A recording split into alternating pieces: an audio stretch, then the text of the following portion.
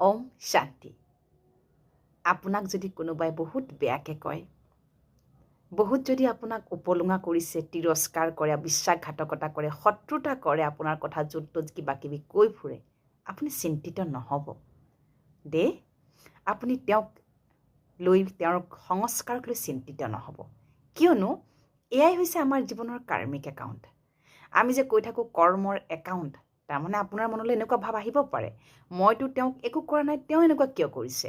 তেওঁ এনেকুৱা এইকাৰণেই কৰিছে, এই জন্মত তেওঁৰ লগত মোৰ কোনো হিচাপ নিকাচৰ প্ৰব্লেম হোৱা নাই। তেওঁৰ লগত মোৰ ইতিমধ্যে হিচাপ নিকাচৰ প্ৰব্লেম পূৰ্ব জন্মত ঘটি থৈ আহিছে দেই। সেইবাবে তেওঁক এনেই এৰি নিদিব, তেওঁক এনেই ইগন'ৰ নকৰিব। তেওঁক আশীৰ্বাদ, শুভকামনা, শুভভাৱনাৰে তেওঁক ইগন'ৰ কৰক। তোমাৰ বহুত ভাল হওক, তোমাৰ কল্যাণ হওক, তোমাৰ বহুত বেছি ভাল হওক। তুমি বেয়া সংস্কাৰ স্বভাৱৰ পৰা সোনকালে মুক্ত হৈ পৰা।